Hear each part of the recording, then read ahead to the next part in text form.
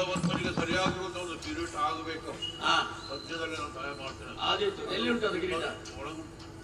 ಎಲ್ಲಿುಂಟು? ಅದಕ್ಕೆ ಮುಹೂರ್ತ ಸಿಕ್ಕಲಿಲ್ಲ. ಒಳಗಿದೆ. ನೀನು ಆವಾಗ ಹಿರಣ್ಯಕಶಿಪಿನ ಕಥೆ ಹೇಳಿಲ್ಲ. ಹೌದು, ಆದಿತ್ಯರಿದ್ದಾರೆ ಅವರು.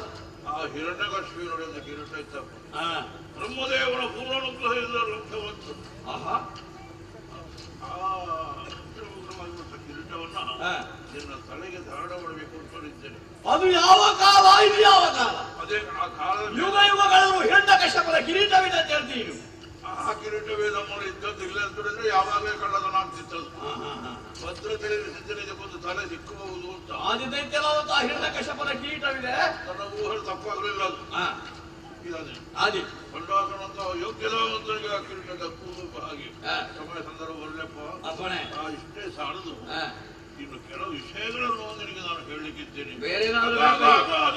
ಅವರು ಯಾರು? ತಾರಕಾಸ. ಅವರು ಯಾಕೆ ಬಂದ ಇಲ್ಲಿಗೆ? ನೀನು ಅವರ ಹಿಂದೆ ಜನ ಕಾಣ್ತಾರೆ. 10 ಜನ 4 ಮಂದಿ ಹೆಣ್ಣು ಮಕ್ಕಳಿದ್ದಾರೆ. ಹೌದು, 4 ಮಂದಿ ಇದ್ದಾರೆ ಹೆಣ್ಣು ಮಕ್ಕಳು. ನೀನು ಪೂರ್ಣನಾಗಿದ್ಯಾ? ಪಟ್ಟ ಬೇರೆ ದಾಕ್ಷಣ ನೀನು ಪೂರ್ಣನಾಗಿದ್ಯಾ? ನಾನು ಪರಿಪೂರ್ಣನಾಗಬೇಕು. ಪೀಠಾಧಿಪತಿ ಅಲ್ಲ. ಎಲ್ಲಿ ನೀನು ಪರಿಪೂರ್ಣನಾಗುವುದು? ನೀನು ಅಪೂರ್ಣನೇ. ಹೇಗೆ? ಮತ್ತೆ ನಿಮ್ಮ ಅನುಗ್ರಹವನ್ನು ಹೊಂದಿದವರು, ಪರಮೇಶ್ವರ ದೇವರ ಅನುಗ್ರಹ ಪಡೆದವರು. ಅನುಗ್ರಹ ಪ್ರತಿಯೊಬ್ಬರಲ್ಲಿ ಉಂಟು ಇದ್ದದ್ದೇ. ಹಾಗಂತ ನಿನಗೆ ಮದುವೆ ಆಗಲಿಲ್ಲ ಮಗನೇ. ಮದುವೆ ಆಗ್ಬೇಕಾ? ನೀನು ಗೃಹಸ್ಥನಾಗಬೇಕು. ನಾನು ಮನೆ ಒಳಗಿದ್ರೆ ಗೃಹಸ್ಥನೇ ಅಲ್ವಾ? ಮನೆ ಒಳಗಿದ್ರೆ ಗೃಹವಾಸಿಯಾದವನು ಗೃಹಸ್ಥನೇ ಅಲ್ವಾ? ಆಗುವುದಿಲ್ಲ, ಆಗುವುದಿಲ್ಲ, ಆಗುವುದಿಲ್ಲ, ಆಗುವುದಿಲ್ಲ. ಮದುವೆಯಾಗಿ ಅವಳು ಕೊರಳಿಗೆ ತಾಯಿಯನ್ನು ಇದ್ರೆ ಮಾತ್ರ ಸಾಂಸಾರಿಕನಾಗಬೇಕು. ಆಗದೆ ನೀನು ಎಲ್ಲಿ ಹೋಗುವ ಹಾಗಿಲ್ಲ. ನಿಜಾರ್ಥದಲ್ಲಿ ಗೃಹಸ್ಥ. ಮದುವೆ ಕಾರ್ಯಕ್ರಮವನ್ನು 4 ಮಂದಿಗಳನ್ನು ಮದುವೆ ಆಗುದು ಆಗ್ಲೇಬೇಕು. 4 ಅಲ್ಲ, ಇನ್ನು 1000 ಇದ್ರು ನೀನು ಆಗ್ಲೇಬೇಕು. ಆದಿತ್ಯದು ನಿನ್ನಂತ ಮನೆಗೆ ತಕ್ಕುವಂತದ್ದು. ಇಷ್ಟೇ ಸಾಲದು ಮಗನೇ. ಇನ್ನೊಂದೆರಡು ವಿಷಯ ಏನು ಹೇಳ್ತೀನಿ. ನಿತ್ಯದಲ್ಲಿ ಶಿವ ಪೂಜೆ ಮತ್ತು ವೇದಾಧ್ಯಯನ ಮೃತ್ಯುವರನುಪದೇಶವಿತ್ತ ಶಾಸ್ತ್ರಾನುಸಾರಾನುವರ್ತಿಸುತ್ತ ಬಿಡದಗ್ನಿಹೋತ್ರಾದಿಗಳು ನಡೆಸುತ್ತ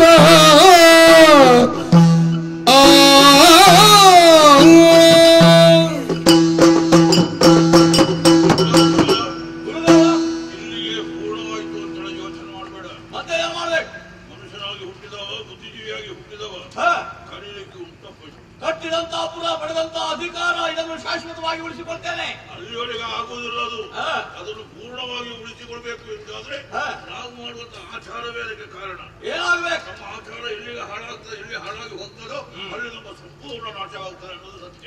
ನಾನು ಯಾವ ಆಚಾರದಲ್ಲಿ ಮುಂದುವರಿಬೇಕು? ನಿತ್ಯದಲ್ಲಿ ಶಿವ ಪೂಜೆಯನ್ನು ಮಾಡಬೇಕು. ಮಾಡ್ತಾ ಇದ್ದೇನೆ. ಮಾಡಿದ್ರೆ ಬಾಯಿ ಹೇಳಿದ್ರೆ ಶಿವಾರಾಧನೆ ಆರಾಧನೆ ಮಾಡಲೇಬೇಕು. ಜಪ ತಪಾದಿ ಹೋಮ ನಿಷ್ಠೆ ಇತ್ಯಾದಿಗಳೆಲ್ಲ ನಿಷ್ಠೆಯಿಂದ ಮಾಡಬೇಕು. ನಾನು ಅಗ್ನಿಹೋತ್ರಿ ಎಲ್ಲ ಅರ್ಥ ಆಗಿದಲ್ಲ. ಅದು ಪುನಃ ಬಿಡಿಸಿ ಹೇಳಬೇಕು ಅಂತ ಹೇಳಿಲ್ಲ. ಶಿವಪೂಜೆ ವೇದಾಧ್ಯಯನ ಅದಿಲ್ಲಿ ನಡೆಯಲೇಬೇಕು. ನೀನು ಕೊನೆಗಳ ನಿನ್ನನ್ನು ಓಲೈಸಿಕೊಂಡಿದ್ದವರು ಎಷ್ಟು ಮಂದಿ ಇದ್ದಾರೆ ಅವರೆಲ್ಲರೂ ಕಟವಾಡ ಮಾಡೋದು. ಅವರಿಗೂ ಅನುಷ್ಠಾನ ಹೇಳಿಕೊಡ್ಬೇಕು. ಮನುಷ್ಯನಾಗಿ ಹಾಳಾಗುವುದು ಹೇಗೆ? ಅನಾಚಾರ ದುಷ್ಟತನ ಅದನ್ನು ಬದಿಗೊತ್ತಬೇಕು. ವರನಾರಿಯನ್ನು ಕಂಡು ಕಾಮಮೋಹಿತರಾಗಿರುವುದು ಸರಿಯಲ್ಲ. ಅರಸ್ತ್ರೀ ಮಗೋ ಮಾತಾ ಹೀಗೆ ನಂಬಬೇಕು. ಯಾರೇ ಆಗ್ಲಂತಾರೆ ಆಗ್ಲಿ ಅಕ್ಕ ತಂಗಿ ಹೀಗೆ ಮಾಡಬೇಕು ಹೇಳಿದ್ರೆ ಸಾಕಪ್ಪ. ಮತ್ತೆ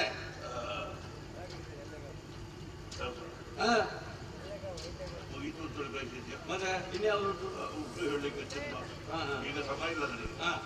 ಆ ಸಮಯ ಮಾಡಲಿ. ನೀನು ಹೀಗೆ ನಡ್ಕೊಂಡು ಹೋಗು. ಹೇಗೆ ನಿಮ್ಮ ಆದೇಶದಂತೆ ವ್ಯವಹಾರವನ್ನು ಮಾಡ್ತೇನೆ. ನಿತ್ಯವೂ ಶಿವಪೂಜೆ ಅನುಷ್ಠಾನಿಯಾಗಿ ವೇದಾಧ್ಯಯನದಲ್ಲಿ ಕಾಲವನ್ನು ಕಳೆಯುತ್ತೇನೆ. ದೈತ್ಯರನ್ನು ಕೊಳೆಯುವಂತಹ ಪ್ರಮಾಣವನ್ನು ಮಾಡಿದ್ದಾಗಿದೆ. ವಚನಬದ್ಧನಾಗಿದ್ದೇನೆ.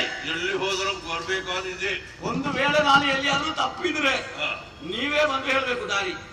ಇದು ದಾರಿ ಸರಿಯಲ್ಲ ಮಗನೇ, ಈ ದಾರಿಯಲ್ಲಿ ಹೋಗುದು ಹೇಳ್ಬೇಕು. ನೀನು ಹೋಗಬಾರ್ದು ಅಂತ ಹೇಳಲು ನಾನು ಇಷ್ಟೇ ಸೂಚನೆ ಕೊಟ್ಟೆ. ಇಲ್ಲಿಂದ ಹೊರಟ ವಿಜಯದ ಪ್ರಕಾಶವೇ ಕಾಣಬೇಕು. ಹೋದಲ್ಲಿ ಕಾಣಬೇಕು ಅಂತ ಹೇಳಿದ್ರೆ ನಮ್ಮಲ್ಲಿ ಆಚಾರಗಳೆಲ್ಲ ಇರ್ಬೇಕು. ಅದು ಎಲ್ಲಿಗೆ ನಾಶವಾಗ್ತದೋ ಅಲ್ಲಿ ಅದು ಬಹುತ್ತು ಆಗಬಾರ್ದು. ಮಗನೇ, ಪರಮೇಶ್ವರನ ಮಗ ಏನು ಮುಂದೆ ಜಗತ್ತಿನಲ್ಲಿ ತೋರಿಸಿದ, ಆಡಿದ, ಮಾಡಿ ತೋರಿಸಿದ. ಅಪ್ಪಣೆ ಹೇಳಿಕೆ ಕಾಲ ಕಳೀತೆ.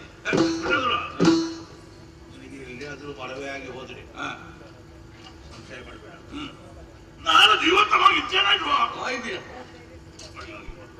ಒಂದು ನಾಡು ಕಳುಹಿಸಿ. ನೀನು ಬರೆದು ಬೇಡ, ನಾನೇ ಬರ್ತೇನೆ. ಬೇಡ ಬೇಡ ಬೇಡ. ನೀನು